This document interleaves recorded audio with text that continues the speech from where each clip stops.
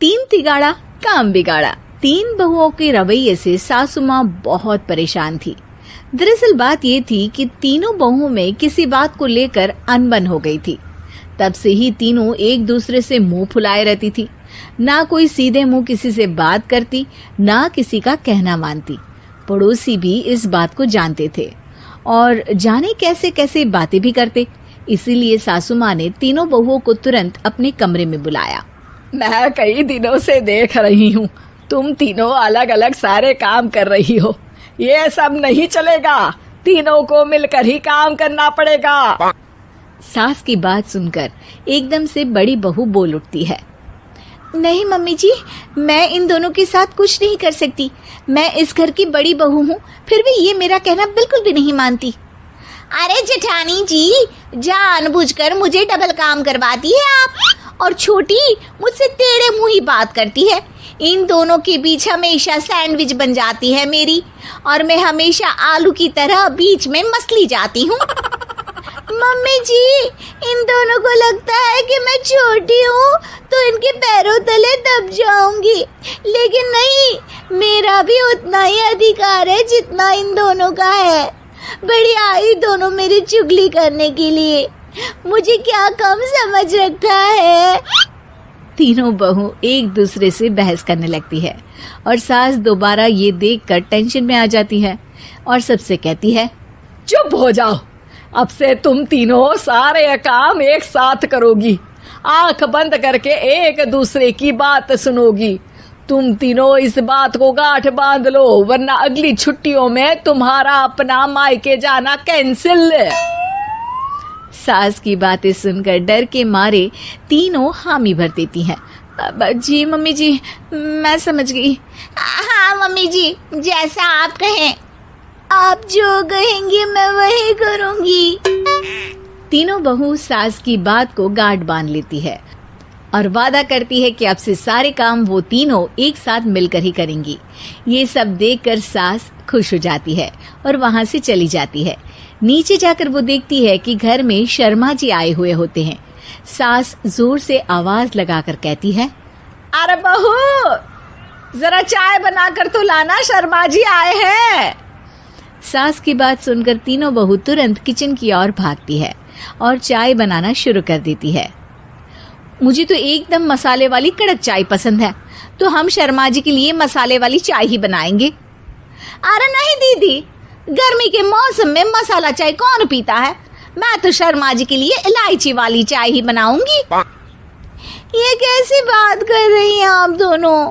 मेरी मम्मी ने सिखाया है कि मेहमान को ज्यादा दूध और शक्कर वाली चाय देनी चाहिए, वरना वो घर वालों को कंजूस समझते हैं। तो मैं तो शर्मा जी को ऐसी ही चाय दूंगी।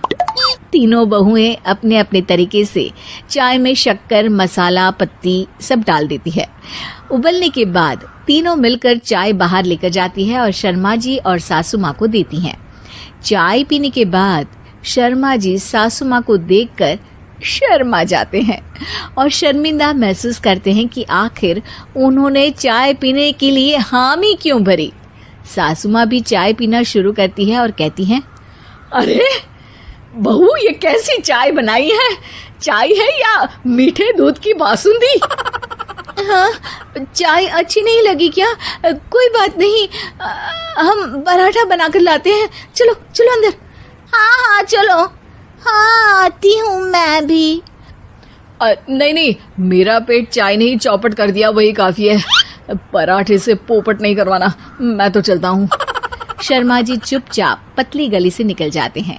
अगले दिन सास बहुओं से कहती है, अरे बहू, जाओ जाके ऊपर के गेस्ट हाउस की सफाई कर दो। कल हमारे यहाँ मेरे दूर के रिश्तेदार आने वाले हैं, तो पूरे कमरे को चमका देना, समझी? तीनों बहू सास की बात को मानकर ऊपर सफाई करने चली जाती हैं और तीनों कमरे की सफाई चालू कर देती है। बड़ी बहू मकड़ी के जाले साफ करती है, तो बीच वाली झाड़ू लगाना और छोटी वाली सर्फ डालकर जमीन धोना शुरू कर देती है। अरे दीदी, जेठानी जी, अभी मैंने पूरी फर्श धोई और आप फिर से धूल नीचे गिरा रही हैं। और मछली जेठानी जी, आप बिना झाड़ू की धूल यहाँ छटक रही हैं। अरे तीनों को साफ करना है, एक साथ सफाई करते हैं ना।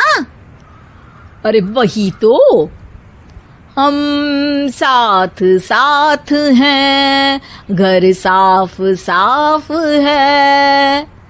तीनों बहू ऐसे ही काम में उलझ जाती है और 2 घंटे तक एक ही कमरे की सफाई करती रहती है। बहुत देर से अपनी बहुओं को ना देखने के कारण सास ऊपर कमरे में उन्हें देखने जाती है, लेकिन कमरे में घुसती ही वो गीली फर्श पर फिसलने के कारण नीचे गिर जाती है। ओरी मोरी मैया, हड्डी मरोड़ के रख दी। आए मेरी तो कमर ही टूट गई रे।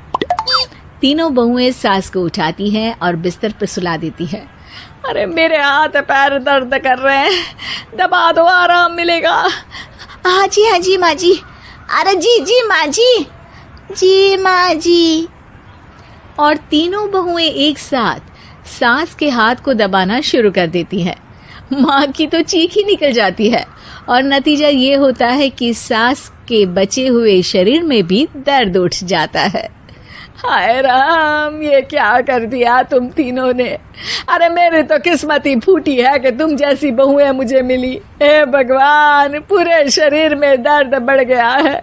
अब तो पता नहीं कि चल भी पाऊंगी या नहीं। माफ करो, मुझे गलती हो गई मुझसे कि तुम तीनों